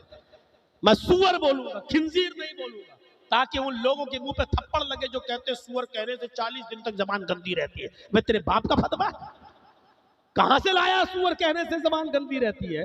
अरे उर्दू में सुअर ही बोला जाता है, अरबी लफ्ज है खिंजीर, इंग्लिश लफ्ज है पिग, उर्दू में सुअर ही बोला जाता है, और मैं उर्दू में तकरीर कर रहा हूं इसलिए सुअर ही बोलूंगा। वो तेरे बाप का फतवा होगा सुअर कहे तो 40 दिन तक जबान गंदी रहेगी। मेरे भाइयों, जिसका नाम होना चाहिए था गधा सिस्टम, कुत्ता सिस्टम, सुअर सिस्टम, उसका नाम रखा बफे सिस्टम। मर्द औरतें दोनों एक दूसरे के करीब। अंदाजा, नमाज की हालत में पर्दा होने के बावजूद मर्दों का रास्ता अलग, औरतों का रास्ता अलग, इसके बावजूद औरतों की पिछली सफ को अफजल करार दिया है। यह है शर्म व हया। एक और तरीके से समझा दूं आपको, औरतों की शर्म हया का तकाजा क्या है। निकाह होता है ना, निकाह, जब किसी कुंवारी लड़की का निकाह होता है, बारात आ जाती है, हालांकि बारात वरात होना नहीं चाहिए, लेकिन चलो जब आ गई तो मर्द का लड़के का निकाह होने से पहले लड़की से इजाजत लेने जाते हैं। एक वकील होता है और 2 गवाह होते हैं, तो वकील साहब भी जाते हैं और गवाह भी जाता है, और वहां लड़की से कहता है, बेटी फला फला लड़के के साथ इतने इतने रुपए मेहर के बस तुम्हारा निकाह किया जा रहा है, क्या तुम्हें वो लड़का कबूल है? अब वो बेचारी खामोश बैठी है, शर्म की वजह से बोलती नहीं है। यही शर्म है और लड़की की, बोलती नहीं है शर्म की वजह से। तो उसकी सहेलियां उसको ऐसे मारती, कौन ही कहते हाँ कबूल है, कहते हाँ कबूल है। तो लड़कियों के ज्यादा कहने पर फिर वो बड़ी मुश्किल से बोलती हाँ कबूल है। और ये बुढ़ा और 2 गवाहों को लेके गया, जब तक कहलवा नहीं लेता तब तक आता नहीं। अब वहां बैठे हैं काजी साहब निकाह पढ़ाने वाले लड़के का। हाँ साहब, लड़की ने इजाजत दे दी, कहा उसने कबूल कर लिया कि हाँ। अब गवाहों से पूछता है, तुमने सुना? उसने जो कहा कि मुझे कबूल है, तुमने सुना? अब ये दोनों गवाह कहते हैं हाँ हमने सुना। तब निकाह पढ़ाता है। शरीयत में इसकी कोई हैसियत ही नहीं। जब रिश्ता तय हो रहा था उसी वक्त लड़की के वली को, बाप को, चचा को, भाई को, उसी वक्त पूछना चाहिए था लड़की से, बेटी फला फला जगह से रिश्ता आया है, मुझे पसंद है, मैं फला जगह तुम्हारा निकाह करना चाहता हूं, तुम्हें वो लड़का पसंद है? बेटी बाप को नहीं बताएगी, कोई बात नहीं, बाप चला आए, माँ को बता देगी, बहन को बता देगी, अपनी सहेली को बता देगी। सुबह से शाम तक में पता चल जाएगा कि लड़की की मर्जी है या नहीं। यही इजाजत है। जिस दिन निकाह हो रहा है उस दिन न वकील को जाना है न गवाह को जाना है। उस दिन इजाजत लेने का कोई मायार ही नहीं है। उस दिन लड़के की तरफ से भेजे हुए कपड़े अगर लड़की निकाह वाले दिन पहन लेती है, खुशी खुशी उसको ग्रहण कर लेती है, अपने जिस्म पर पहन लेती है, तो लड़के की तरफ से दिए हुए कपड़े को पहनने की वजह से ये समझा जाएगा कि लड़की राजी है, लड़की तैयार है, लड़की ने अपनी रजामंदी का इजहार कर दिया है। अरे उसकी शर्म और हया के पेश नजर उससे जबरदस्ती क्यों कहलवाते हो कबूल है? अल्लाह के नबी सल्लल्लाहु अलैहि वसल्लम ने फरमाया कि वली एक बार अपनी बेटी से पूछेगा, भाई अपनी बहन से, चचा अपनी भतीजी से एक बार पूछेगा, बेटी फला जगह तुम्हारा निकाह किया जा रहा है, क्या तुम्हें कबूल है? क्या वो लड़का तुम्हें पसंद है? उस लड़की का बोलना जरूरी नहीं है कि अब्बू हाँ ठीक है आप जहाँ चाहते कर दीजिए। उस लड़की को कहने की जरूरत ही नहीं है। शरीयत ने उस लड़की की शर्म हया का ख्याल ये रखा है। अल्लाह के नबी ने फरमाया इज़्नुहा सिमातुहा, अगर तुम्हारे पूछने पर वो खामोश रह जाए तो खामोशी ही उसकी इजाजत है। उसकी खामोशी को उसकी इजाजत समझ लो, यानी वो खामोश रह गई, समझ लो कि वो राजी है। शरीयत ने ऐसे मौके पर भी लड़की की शर्म और हया का ख्याल रखा है कि मत कहलवाओ उसकी जबान से कि हाँ कबूल। इतनी शर्मीली होती है लड़की की, अपनी जिंदगी जिसके साथ पूरी गुजारना चाहती है उसके बारे में भी नहीं बोल पा रही है कि हाँ कबूल है। और शरीयत ने कहा मत कहलवाओ, खामोशी ही उसकी इजाजत है। इतना ख्याल रखा है लड़की की शर्म हया का।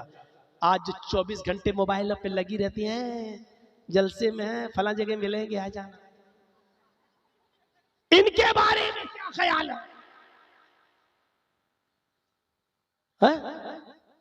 और फिर एक बाप क्यों देता है अपनी बेटी के हाथ में एंड्रॉयड मोबाइल?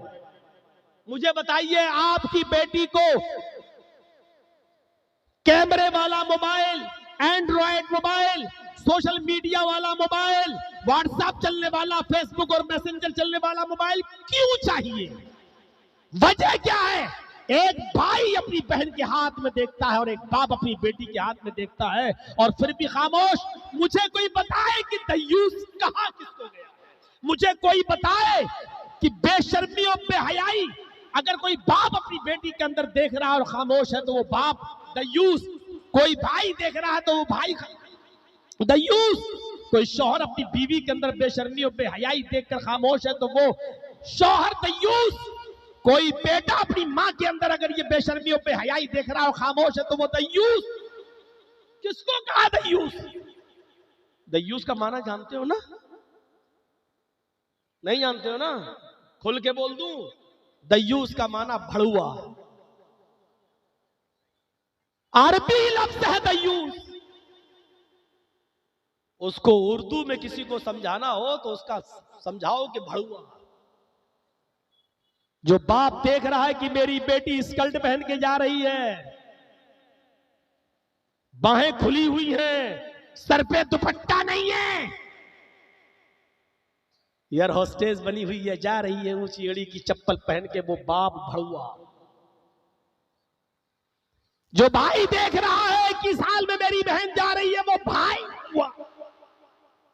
बहुत दिनों के बाद आज ये लफ्ज इस्तेमाल करने को मिला है।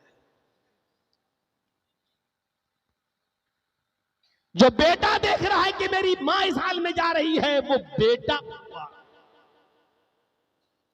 जो आदमी खुद बैठे बैठे घर में टीवी देख रहा है और अपनी बीवी से नौकरी करवा रहा है और बीवी इस तरीके का लिबास पहन के जा रही है, वो शौहर भड़ुआ। हमने तो कह दिया जो कहना था। यही तो कह सकते हैं, बाहर थोड़ी कह सकते हैं, पिटना थोड़ी है मुझे। यही तो वो जगह है जिस पर बोलने की अथॉरिटी तुमने और तुम्हारे बाप ने नहीं दी है, मोहम्मदुर रसूलुल्लाह ने दी है। यही तो हम अपनी आजादी का पूरा फायदा उठाते हैं। यहां से जाने के बाद तो हमें गालियां सुनना पड़ेंगे, सुन लेंगे हम। पूरे महीने तुम्हारी गालियां सुनेंगे, पूरे साल, लेकिन ये 1.5 घंटा तुम्हें मेरी सुनना पड़ेगी। मेरे भाइयों, यहां से अंदाजा लगाइए, अल्लाह के नबी सल्लल्लाहु अलैहि वसल्लम ने फरमाया कि इज़्नुहा सिमातुहा, औरत की, लड़की की खामोशी उसकी इजाजत है, मत जबरदस्ती कहलवाओ। ये शर्म हया है। कितनी होती है लड़की की शर्म हया कि वो बेचारी शर्म हया से कह भी नहीं पा रही है। तो आपने फरमाया मत कहलवाओ, उसकी खामोशी उसकी इजाजत। एक सहाबिया मैदान जंग में उनका बेटा लड़ रहा है। अबू दाऊद किताबुल जिहाद की रिवायत। उस सहाबिया का नाम है उम्मे खल्लाद। उसका बेटा मैदान जंग में लड़ते लड़ते शहीद हो गया, कत्ल कर दिया गया। औरत को पता चला कि मेरा बेटा मैदान जंग में कत्ल कर दिया गया। अपने बेटे की लाश देखने के लिए बेचैन हो गई। घर से निकली, चेहरा छिपाया, हाथों में पर्दा, पैरों में पर्दा, ढीली डाली चादर ओढ़ी, सिर्फ एक आंख उसकी खुली हुई है और पूरा का पूरा जिस्म ढका हुआ है। इस हाल में मैदान जंग में जाती है, लोगों से कहती है कि मेरा बेटा कहाँ है। का कौन? का मैं उम्मे खल्लाद हूं, खल्लाद की माँ। मैंने सुना है मेरा बेटा मैदान जंग में शहीद हो गया। उसको उसके बेटे की लाश दिखाई गई। वो अपने बेटे की लाश के पास बैठ गई। लोगों ने उससे, सहाबा ने कहा, माँ तुमने अपने बेटे की मौत की खबर सुनी और उसके बावजूद तुम इतने पर्दे में आई हो। ऐसे मौके पर तो औरतें सब कुछ भूल जाती हैं, बाल नोचने लगती है, अपने गरीबान चाट करने लगती है, पर्दा भूल जाती है। इस हाल में भी तुम अपने बेटे को देखने आई हो कि तुम्हारे जिस्म पर पूरी तरीके से पर्दा है, कोई तुम्हें पहचान भी नहीं पा रहा है, तुम्हारी एक आंख के अलावा कुछ नहीं खुला है। इस हाल में भी तुम इतने पर्दे में आई हो। उस औरत ने जवाब दिया, इन उर्जा इब्नी फलन उर्जा हयाई। लोगों, मैदानी जंग में मैंने अपना बेटा खोया है, मैंने अपनी हया नहीं खोई, मैंने अपनी शर्म नहीं खोई। मैदान जंग में मेरा बेटा मुझसे छीना गया, मैं अपने पर्दे का जनाजा नहीं निकालना चाहती, मैं अपनी हया का जनाजा नहीं निकालना चाहती। ऐसे मौके पर भी उस औरत की हया का हाल ये था। मेरी बहनों, तुम्हारी हया और इस औरत की हया का क्या मुआवजना है? तराजू पर रख के तौलो, तुम्हारी हया आज किस दर्जे में है, उसकी हैसियत क्या है, उसका मकाम क्या है और उसको कौन सा दर्जा दिया जाए। आज हमारी माँ बहनों की हया का और इस औरत की हया का कौन सा दर्जा दिया जाए। मेरी बहनों, एक और हदीस तो मैं सुना देता हूँ, सुनिए। अल्लाह के नबी जनाब मोहम्मद रसूलुल्लाह ने फरमाया, कुर्बे कयामत, कयामत से पहले एक ऐसा जमाना आ जाएगा कि तुम देखोगे कि जिनाकारी सरेआम होगी, बदकारी सरेआम होगी। चौराहे पर, रोड पर एक लड़का एक लड़की दोनों जिना करेंगे, सबके सामने जिना करेंगे। सहाबा ने पूछा, क्या ऐसा भी होगा? फरमाया, हाँ, एक लड़का एक लड़की दोनों सबके सामने जिना करेंगे, दोनों तैयार होंगे और दोनों जिना करेंगे। और उस जमाने का अल्लाह के नबी ने फरमाया उस जमाने का सबसे शरीफ इंसान वो होगा, उस जमाने का सबसे नेक इंसान वो होगा जो इस लड़की और लड़की को जिना करते हुए देखेगा, इन दोनों के पास जाएगा और इनको मना नहीं करेगा। ये कहेगा बेटा तुम ये काम जो कर रहे हो अपनी गर्लफ्रेंड से, अपनी माशूका से, अपनी महबूबा के साथ ये काम जो कर रहे हो इस चौराहे पर या सबके सामने मत करो, यहाँ से मेरी माँ बहन बेटियां भी गुजरती है, यहाँ ये काम ना करो। अगर तुम्हें ये काम ही करना है तो ये मेरा घर बना हुआ है, घर के पीछे की दीवार है, उस दीवार के पीछे जाकर ये काम कर लो। ये मेरा खेत है, इस खेत की झाड़ियों में चले जाओ अपनी गर्लफ्रेंड को लेकर और ये काम कर लो। इस रास्ते पे मत करो, जो मना नहीं कर पाएगा, जो कहेगा करो, लेकिन सबके सामने नहीं, इस दरख्त की आड़ में कर लो, इस दीवार की आड़ में कर लो। ये कहेगा, ये उस कहने वाला उस जमाने का सबसे शरीफ इंसान होगा, सबसे नेक इंसान होगा। यानी इस नेक इंसान में भी मना करने की जरूरत नहीं होगी। आज वेस्टर्न कल्चर ने, पश्चिमी सभ्यता ने, मगरिबी तहजीब ने आज इतना तो बेशरम बना ही दिया है कि लड़का और लड़की हाथ में हाथ डालकर घूम रहे हैं। जाओ गोमती नगर का मुआयना कर लो, जनेश्वर पार्क का मुआयना कर लो, और जाओ आप किसी भी घूमने की और पब्लिक प्लेस पर जाकर इन चीजों को देख लो। पार्कों में मुंह से मुंह लगाए बैठे हुए ऐसे बैठेंगे जैसे कुत्ता कुतिया दोनों सड़कों पर बैठे हुए हैं और एक दूसरे से लुत्फानंदोज हो रहे हैं। जब शर्म हया निकल जाएगी तो इंसान जानवर बन जाएगा, और आज जानवरियत आ चुकी है। इससे भी ज्यादा खुला हुआ और गंदा और बेहुदा मजाक देखना है तो आप गोवा चले जाओ, वहां लड़के और लड़की के जिस्म के ऊपर से कपड़े भी उतर चुके हैं और दोनों इसी पॉइंट पर बिल्कुल नंगे और बरहाना नजर आएंगे। इससे भी ज्यादा खुला हुआ मिजाज देखना हो तो पेरिस की सरजमीन पर चले जाओ, जहां लड़कियां बिल्कुल नंगी होकर होटलों में काम करती हैं, एयर होस्टेस बिल्कुल नंगी होकर काम करती हैं, जहां बिल्कुल ऑफिसों में न मर्दों को कपड़ा पहन कर आने की अनुमति है, न लड़कियों को कपड़ा पहनने की इजाजत है, जहां लड़के और लड़कियां ऑफिस में और अपने अपने कामों में बिल्कुल नंगे और बरहना होकर काम कर रहे हैं। मेरे भाइयों, ये सूरत हाल तो पैदा हो ही चुकी है, बस इतना बाकी रह गया है कि कोई सड़क पर करता हुआ नजर आए तो ये कह दिया जाए कि भाई ये काम यहाँ मत करो, इस दरख्त के पीछे कर लो, या इस घर के पीछे चले जाओ वहां ये काम कर लो, या इस खेत में जाकर ये काम कर लो। यानी शर्म हया का जनाजा निकल चुका होगा और वेस्टर्न कल्चर में आज ये जमाना आ चुका है। मेरे भाइयों, ये चीज अब पैदा हो चुकी है। आप जाइए और देख लीजिए क्या क्या आज ओरियानियत के बाजार गर्म है और हर जगह आपको बेशर्मी और बेहयाई नजर आएगी।